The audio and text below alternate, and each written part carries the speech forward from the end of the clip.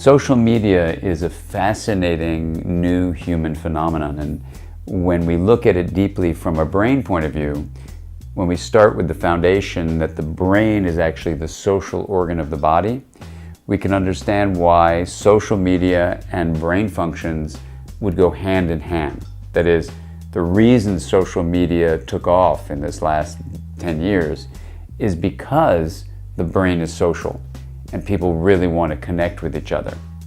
And then once social media was designed and keeps on creating itself, then the social media, in fact, is going to be shaping the brain so that the brain is responsive to culture. And in one of our research centers at UCLA, what we're able to show is that cultural experiences, that is, messages sent out in society that are mediated through communication, either one-on-one or mass media communication, actually shape the actual structure of the brain. And so it's a two-way street. The brain created social media, and social media shapes the brain. One of the simple things I think that social media does is it brings us back at least to a feeling on one level that we're having the connections that we evolved to have. It's a great question, is social media replacing our relationships or is it adding to it? From a brain point of view, the difference between, let's say, email and social media versus face-to-face interaction is very interesting. So studies, for example, that have shown what it's like when you actually are with someone face-to-face, where you have eye contact, you're sharing facial expressions, there's a tone of voice you can hear, the posture of the person, the gestures, the timing of what they do, the intensity of what they respond with.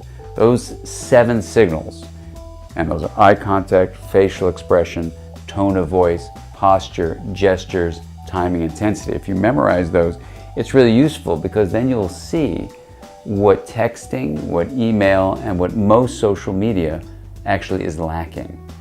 Now, when you look at what area of the brain both sends out those nonverbal signals and receives them and makes sense of them, it's the right hemisphere of the brain.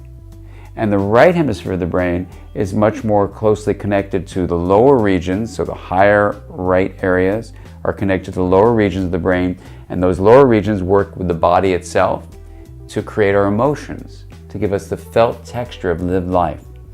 So one deep concern that I have as a developmental theorist and a developmental clinician is that the more and more people spend time not using nonverbal signals and instead use mostly verbal ones, that is, text with language that has this linear way of being distributed, you're activating primarily your left hemisphere, which in the brain is much more distant from the lower areas that help mediate emotion with the body. And even autobiographical memory is dominant on the right side. So you're much more into just logistics.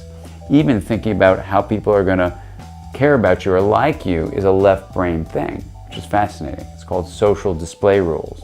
So from a hemisphere point of view, what I'm deeply concerned about is if social media, email, texting are not actually getting people more face-to-face time with each other or getting them in touch with even what's going on inside of them, then the new generation will be much more used to a very surface level of experiencing the world. So there's nothing inherently wrong with social media, but if it is replacing time for face-to-face, then that could be a big problem.